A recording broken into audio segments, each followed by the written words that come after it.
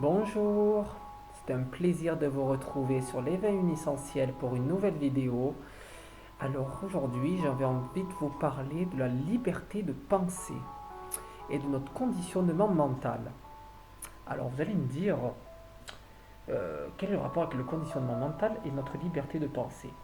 Eh bien oui, parce que voyez-vous, je me suis posé longtemps la question et plus j'y réfléchis, plus je me dis, et si nous ne sommes pas nous-mêmes responsables de notre drame psychologique? Parce que il est bien connu que notre mental, il aime bien se raconter des films, nous créer des scénarios et s'attacher à des scènes dramatiques. Il faut se l'avouer. Parce que tous les problèmes psychologiques partent de notre mental. C'est notre mental qui crée des scénarios, qui culpabilise le passé, qui nous invente un futur qui n'existe pas, qui va nous rattacher à tout un tas de scénarios par rapport à ce qu'il connaît. On ne peut que se rattacher à ce que l'on a déjà vécu ou ce que l'on connaît. Et donc, avec ce conditionnement mental qu'on est souvent à s'attacher, à créer un futur ou notre vie basée sur le passé ou des choses que l'on connaît. Ça veut dire qu'on reste dans un contexte que sur la connaissance. Et ça veut dire que quelque chose que notre cerveau n'a jamais vu, ou en gros que jamais perçu par nos cinq sens, ça n'existe pas pour lui. Et à partir de là, je me suis dit que nos schémas de pensée sont toujours reliés au passé, à que ce qu'on a connu, et on répète sans arrêt les mêmes scénarios. Et ce qui est assez, comment dire, ce qui est assez fascinant et assez absurde là-dedans dans l'histoire, c'est que souvent, on a des vécus douloureux qui nous a créé de la souffrance, des traumatismes du passé voilà, qu'on est vraiment choqué, qu'on n'a pas envie de revivre. C'est tout à fait compréhensible. Mais à la fois, on a connu voilà, cela et dans la peur de reproduire les mêmes schémas, sachant que c'est que ce que l'on a connu, eh bien, on va se bloquer finalement à pas pouvoir percevoir, à pouvoir inventer quelque chose de nouveau.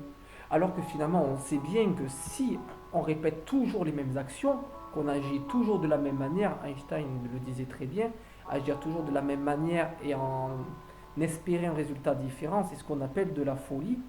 Effectivement, et si nous n'étions pas simplement responsables de notre propre folie par rapport à nos pensées, justement, qui est toujours basée sur les événements du passé. Donc, vu qu'on est souvent relié à des drames, des scénarios de guerre, de souffrance du passé, inconsciemment, avec la peur, on va toujours agir dans le même sens. Donc, quelque part, on recrée tout le temps ces scénarios.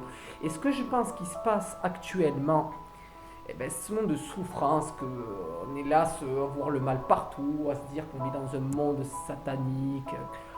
Moi personnellement, je ne crois pas vraiment. Je pense que c'est plutôt notre pensée. C'est le fait de croire en cela parce qu'on s'imagine un avenir par rapport à notre passé et toujours avec les mêmes difficultés. Il est évident que si on n'a connu que ça, on va vouloir transmettre à nos futures générations, etc., les mêmes choses que l'on a déjà vécues.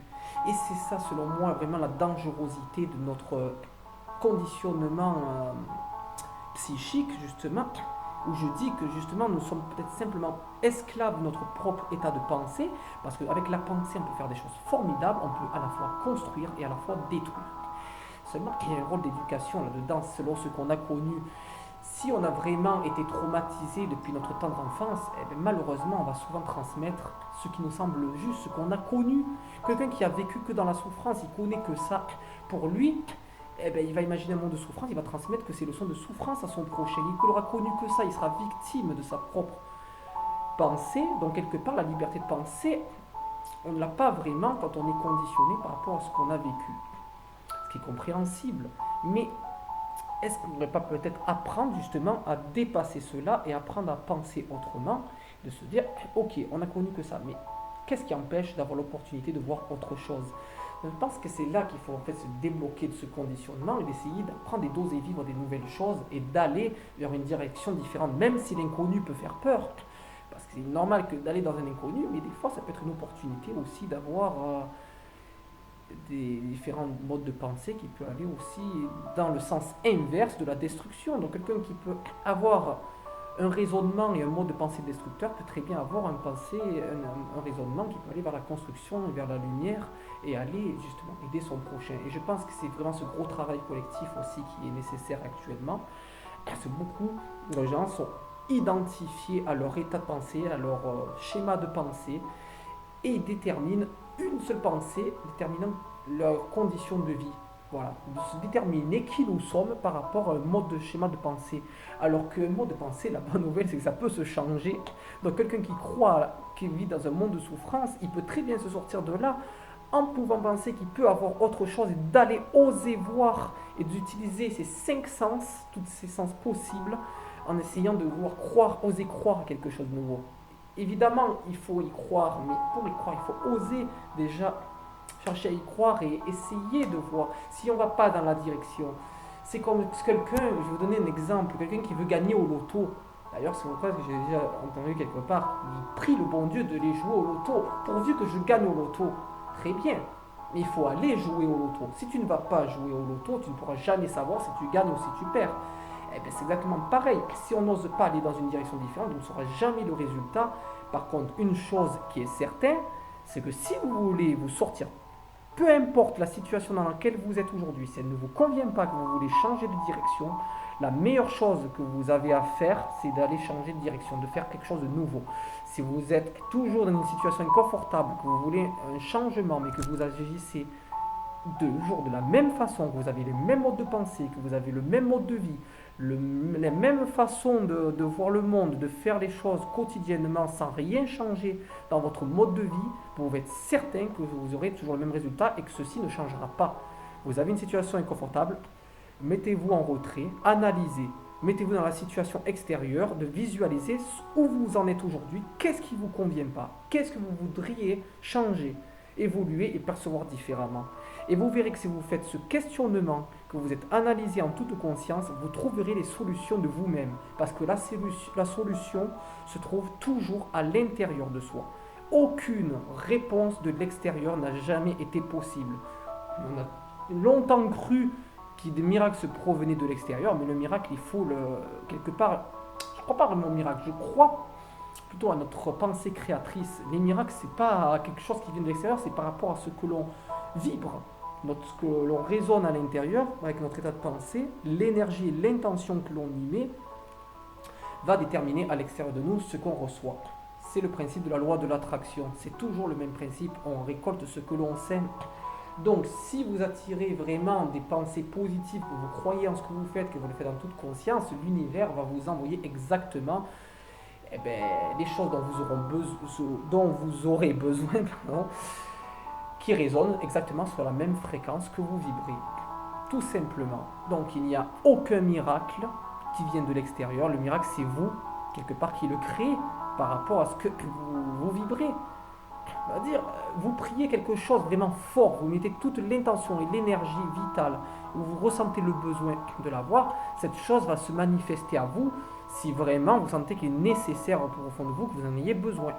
Attention de ne pas confondre ce dont vous avez besoin. L'univers ne va jamais vous envoyer ce dont vous avez envie, il va vous envoyer ce dont vous avez besoin. À ne pas confondre l'envie et le besoin.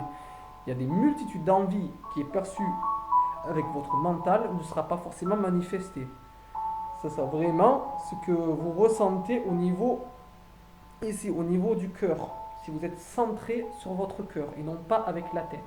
Beaucoup de gens confondent l'envie et le besoin. Et souvent, j'ai eu des retours. Oui, mais moi, j'ai souvent rêvé longtemps, j'ai prié pour que ça se passe comme je l'ai décidé, comme je veux. Mais quand on dit quand je veux décider, c'est le contrôle. Et qu'est-ce qui nous pousse à vouloir avoir le contrôle sur des événements extérieurs dont nous n'avons en réalité aucun contrôle? On n'a aucun contrôle à l'extérieur de nous. Par contre, nous avons tout le contrôle à l'intérieur de nous. Donc, c'est notre mental qui veut contrôler la possession. Et c'est le gros problème de notre monde actuellement, d'ailleurs, le rapport de domination, et qui fait que nous avons une épidémie de coronavirus. C'est pas un hasard. L'univers fait rien par hasard pour moi. Le coronavirus a été simplement créé pour nous remettre à l'essentiel, pour nous obliger à stopper ce monde justement où on est complètement à côté de la plaque, dans le monde à l'envers dans lequel nous sommes et dans l'illusion, pour nous ramener à l'essentiel. Voilà ma vision. Mais je ferai une vidéo spécifique, ce que je pense de ma vision du Covid-19 actuellement. Voilà, je vous dis le plus gros, je ferai vraiment une vidéo plus détaillée là-dessus. Mais là aujourd'hui, ce que je voudrais vraiment vous faire passer comme message, c'est que la liberté le penser, vous l'avez à partir du moment où vous en prenez conscience et que vous le faites en accord avec qui vous êtes et non pas par rapport à l'extérieur. Si vous voulez contrôler quoi que ce soit ou une personne, vous avez tout faux. C'est là où vous partez complètement dans la direction opposée. Et là, ne vous étonnez pas qu'il vous arrive que des emmerdes par la suite. Parce que automatiquement, vous allez être ramené. L'univers va vous envoyer des messages utiles à votre évolution. Donc si vous ne partez pas dans le bon sens, quelque part la vie va vous le rappeler d'une manière ou d'une autre. Il ne va pas vous l'envoyer avec des paroles aïe, attention mon petit, tu es en train de te manger le mur. Non, non, ils ne vont pas vous dire ça. Ils ne vont pas vous dire avec des mots ou des paroles, mais avec des événements, des signes, ça peut être n'importe quoi, ça peut être des choses. Généralement, ça ne va pas être des choses essentiellement graves. Ça. Et voilà, et puis tant mieux si ce n'est pas grave. Hein. Voilà, tout ce que je peux souhaiter, c'est que ça peut se faire dans la douceur, l'évolution. Mais le problème, c'est qu'il y a des êtres humains, la majorité des êtres humains ne sont pas capables d'évoluer en dehors de la souffrance. Et que des fois, il faut des fois malheureusement des traumatismes, des accidents ou des chocs pour des fois être obligé à pousser la personne à aller dans une autre direction et d'accepter de voir la réalité en face et d'arrêter d'être dans l'illusion. Voilà ce qui explique souvent pourquoi des fois il y a des gens qui se passent. Généralement, ça va toujours, c'est comme un signal d'alerte d'une voiture quand il n'y a plus d'essence. Au début, vous arrivez à la réserve, vous allez avoir un petit voyant rouge qui va s'allumer, mais rien de grave.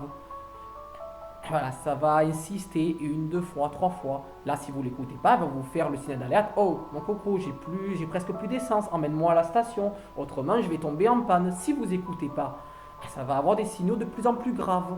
Eh bien, c'est exactement comme, ça marche exactement pareil pour nous. Dites-vous que votre corps, c'est comme le véhicule d'une voiture.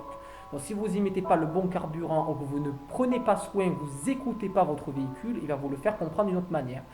Donc au départ, ça va être des petits signaux, des petits symptômes pas trop graves. Si vous le prenez à temps et prenez conscience, ça s'arrêtera là. Vous pouvez inverser le scénario et tout à fait régler cela. Par contre, plus vous allez attendre, plus vous allez avoir des symptômes de plus en plus dérangeants, de plus en plus désagréables, de plus en plus douloureux.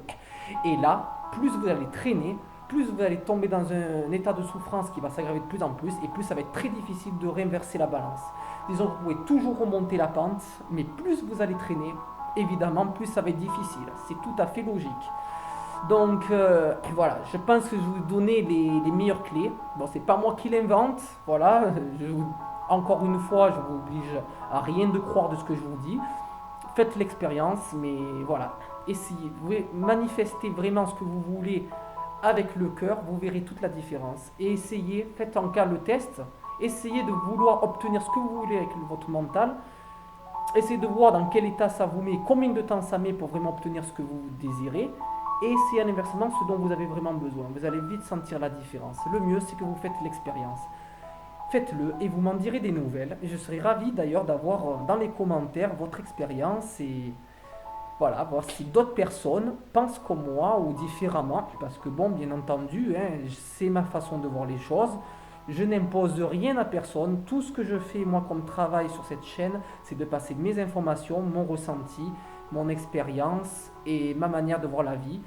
Et bien sûr, dans mes paroles, voilà, si ça peut aider un maximum de personnes à s'éveiller et d'encourager des personnes à s'exprimer, à évoluer et à essayer de faire leur petite parcelle dans ce monde, je rejoins à revisionner ma vidéo précédente que j'ai faite juste avant sur l'importance de semer une graine. C'est exactement ça et moi mon objectif c'est vraiment de semer ma graine et tant mieux s'il y a d'autres personnes, il y a des milliers de personnes avant moi qui se sont lancées sur YouTube à faire passer des messages en tant que lanceur d'alerte. Voilà, je suis rien de plus qu'un lanceur d'alerte ou un messager. Voilà, je suis ni plus ni moins que qui que ce soit. Je suis dans le même univers, je suis une graine parmi cet univers. Et voilà, c'est tout ce que je souhaite. Et si après moi, il y a d'autres personnes que j'encourage et qui oseront faire passer à leur tour leur message, c'est tout ce que je peux souhaiter et espérer de mieux parce que nous avons vraiment besoin, je pense. Actuellement, nous sommes en 2020 et il est fort probable que les années à venir risquent d'être très difficiles. Nous arrivons dans des temps très difficiles. Je pense qu'il est vraiment important, même si c'est de façon virtuelle, que ce soit par des messages, que ce soit par des actions à l'extérieur. Actuellement, c'est très compliqué avec l'épidémie du Covid. Je pense que même un petit message, même si c'est pas grand chose, c'est déjà énorme, sachant que ma chaîne est publique, ma vidéo Ma chaîne peut être visionnée par le monde entier et je n'ai rien à cacher. Et au contraire, je fais ça de bon cœur. Et vraiment, j'espère vraiment un changement et qu'il y aura vraiment un bouleversement, mais disons positif, d'un changement. Voilà, on parle beaucoup du changement du nouveau monde, mais je pense que le nouveau monde, il est possible, il est en train de se faire, mais il ne se fera pas sans nous. Et je pense qu'il faut vraiment qu'il y ait un éveil collectif et que vraiment les gens s'unissent une bonne fois pour toutes. Sans avoir l'unité et sans cette solidarité et retrouver vraiment nos valeurs fondamentales humaines, ça ne se fera pas. Voilà, dites-vous bien qu'il faut arrêter de croire au miracle, il n'y aura pas un dieu, une baguette magique dans le ciel ou je ne sais pas quoi, ce que vous allez pouvoir vous imaginer, qui ira nous sauver. Personne ne nous sauvera, c'est nous-mêmes. L'humanité, oui, est en danger, mais si on perçoit et qu'on commence à prendre conscience de nos actions et l'importance de nos pensées et notre façon d'évoluer, ça peut changer la donne. Et on peut encore s'en sortir. Voilà, mais dites-vous une chose, la Terre a très bien vécu sans nous, elle continuera après nous, c'est vraiment nous qu'il faut sauver. Il faut arrêter de vouloir sauver, c'est très bien de mener des actions, de vouloir sauver les animaux, d'essayer d'être écologiste, de manger bio. Je dirais, au contraire, voilà, j'ai rien contre ça, bien au contraire, c'est même vital, important. Mais ça ne suffit pas. Je pense qu'il est aussi très important de retrouver cette solidarité, cette unité que nous avons trop longtemps perdue. Voilà. Sur ce, ben, j'ai rien d'autre à rajouter pour aujourd'hui. Bon, ben, j'espère que cette vidéo vous a plu, qu'elle vous aura touché. N'hésitez pas à la partager si vraiment vous en estimez le besoin, si vous voulez me faire découvrir ou s'il y a des personnes dans votre entourage ou qui peuvent m'écouter qui sont en détresse actuellement. Ben, pour ces personnes-là, juste un seul mot qui peut vous encourager, si ça peut vous encourager, gardez foi. Voilà. Quoi qu'il arrive, concentrez-vous sur vous-même, sur ce qui est beau à l'intérieur de vous. Concentrez-vous sur la beauté de ce monde. Croyez-moi, il y en a. On a toujours le choix de voir le verre à moitié vide ou à moitié plein. Moi, personnellement, j'ai fait mon choix. Je renie pas qu'il y a des horreurs, mais j'essaie de me focaliser sur ce qui est beau. Parce que ce n'est pas en se focalisant sur ce qui est moche qu'on va avancer, bien au contraire. La peur se nourrit de nos états de détresse. Et si on veut nourrir la lumière, eh bien, il faut qu'on regarde du côté de ce qui est beau, de ne pas passer à côté, parce que la vie, elle se défile. On a une vie et notre temps s'écoule, et le temps qui s'écoule de notre existence, on ne le récupère pas. Bon, je trouverais ça dommage de passer à côté de sa vie. Voilà, c'est vraiment le beau message que je voulais passer aujourd'hui. Donc, n'hésitez pas à partager cette vidéo, de mettre un petit pouce bleu si elle vous a plu. Oui, en passage, bon, je l'ai marqué dans la description, c'est vrai que je ne l'ai pas répété ces derniers temps, mais si vous voulez me suivre sur Instagram et sur Facebook, il y a le lien en dessous de la description, n'hésitez pas à cliquer sur le lien, de vous abonner sur mon compte Instagram et sur ma page Facebook également où j'y partage du contenu, donc les vidéos que je fais sur YouTube et du contenu aussi professionnel sur ce que ça applique, parce que moi, là où je m'oriente, ce que je souhaiterais être naturopathe, et ce qui me passionne, c'est le bien-être, l'alimentation et le développement personnel. Je vous souhaite à tous une très bonne journée et je vous dis à très bientôt pour une nouvelle vidéo.